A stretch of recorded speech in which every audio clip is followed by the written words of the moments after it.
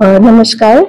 जसं आपल्याला माहिती आहे, नंदुरबार जिल्ह्यामध्ये तापमान खूप आता वाढत चाललंय आणि उष्माघात याची शक्यता वाढत चालली आहे.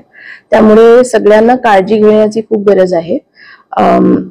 आपले जे खूप लेबरवाले काम आहे, म्हणजे शेतामध्ये काम करणं किंवा बॉयलरमध्ये काम करणं किंवा जास्त तापमानमध्ये जे पण सगळे काम आहेत, त्याला थोडा अर्ली मॉर्निंग किंवा लेट नाईट मध्ये काम करण्याचा प्रयत्न करायला पाहिजे. कपडे जे आपल्याला घालायचे ते पांढरे रंगाचे थोडे लाईट कपडे, आणि जर काम करताना आपल्याला कोणते पण सिम्पटम्स आले किंवा लक्षण आले, असं वाटलं की तुम्हाला थकते आहे किंवा चक्कर सारखा वाटते, तर त्यासाठी शासनाने उष्मघात कक्षाची स्थापना केली आहे. ग्रामपंचायतीमध्ये सभागृहात उष्म कक्षाची स्थापना आपण आता करणार आहोत आणि RH आणि SDH मध्ये पण 2-2 बेड्स आम्ही उष्मघात कक्ष म्हणून स्थापन करण्यात येत आहोत.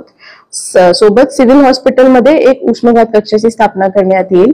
तर जेव्हा पण असं वाटलं की तुम्हाला याचे सिम्पटम्स येत आहेत, तर नक्की आपल्याकडे जे आरोग्यचे फील्ड वर्कर्स आहेत, म्हणजे आशा आहे, अंगणवाडी सेविका आहे, ANM आहे, त्यांना इन्फॉर्म करा आणि या सगळे सेंटर्समध्ये ऍडमिट व्हावा. कारण हीट वेव्ह ज्याला आपण उष्माघात म्हणतो, त्यामुळे मृत्यू पण होऊ शकते आणि त्याची काळजी घेणं खूप इम्पॉर्टंट आहे.